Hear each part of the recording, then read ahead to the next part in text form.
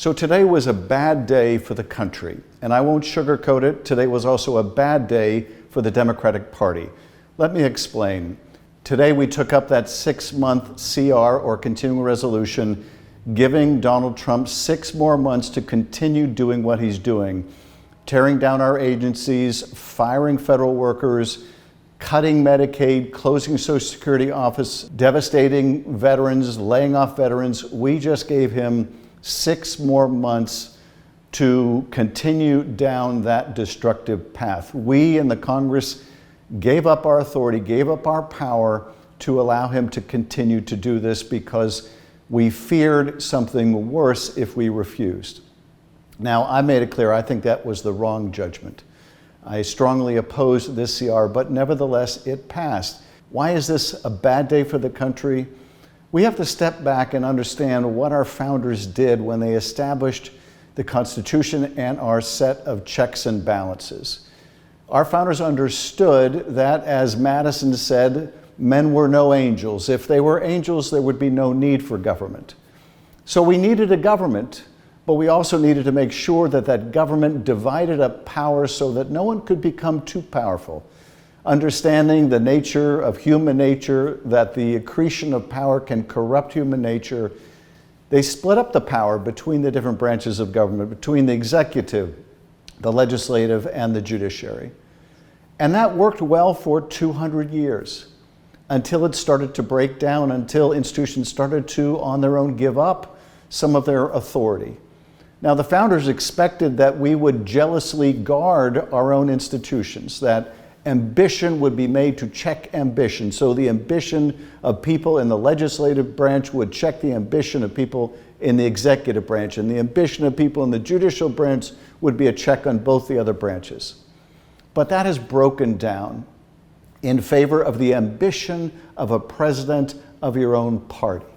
And so we have seen Republicans in the House and Senate willing to give up their authority to this president because they think this president will do their will, or because they think that the president will carry out their agenda and won't punish them for dissenting.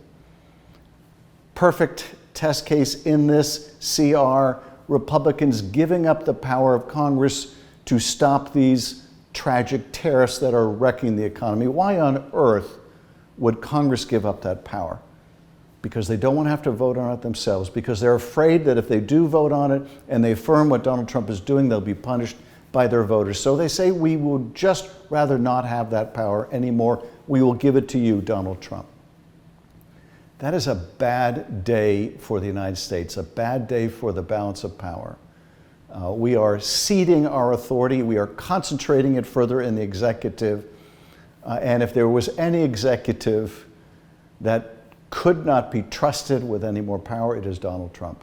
The Supreme Court, too, has given up its authority by handing the president what he wanted, which was a decision giving him absolute immunity from prosecution, putting him above the rule of law. So, bad day for the United States of America.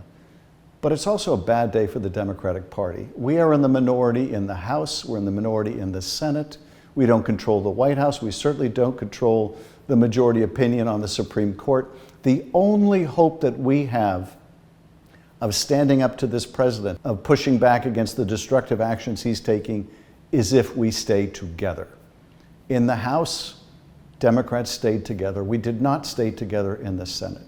Now, I understand many of my colleagues who voted the other way that I did today firmly hold the conviction that voting for it was the less of two evils. And look, we are all peering through the glass darkly.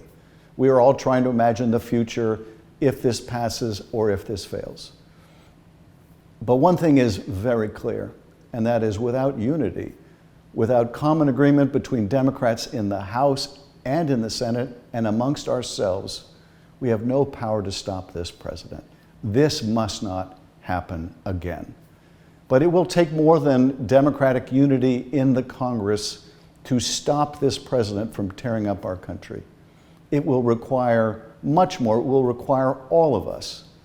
It will require that reporters told not to write stories by their newspaper for fear of the president's reaction speak publicly, risk firing or resignation. that subscribers make their views known when a newspaper gives up its editorial independence. It will require customers to make their views known when corporations cater to the president. It will require universities to stick together when the president goes after one university to understand that all universities are in the same boat.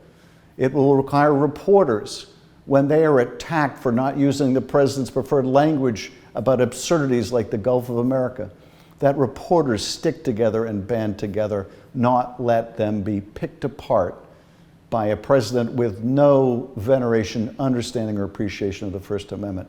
It will require all of us. It will require you in your personal capacity to speak out in your workplace, in your home, with your neighbors. It will require all of us to defend our First Amendment rights, our right to choose who will govern us and place limits on the power of those who do. It will require all of us. 92 years ago, on the 53rd day into a new chancellorship, the German parliament decided to give up its authority to the new chancellor, to allow the new chancellor to govern by decree. Today is the 53rd day of the Trump administration. Now, we have not decided to fully give up our power to this president, but we took a tragic step in that direction today. We must not take that step again. Thank you.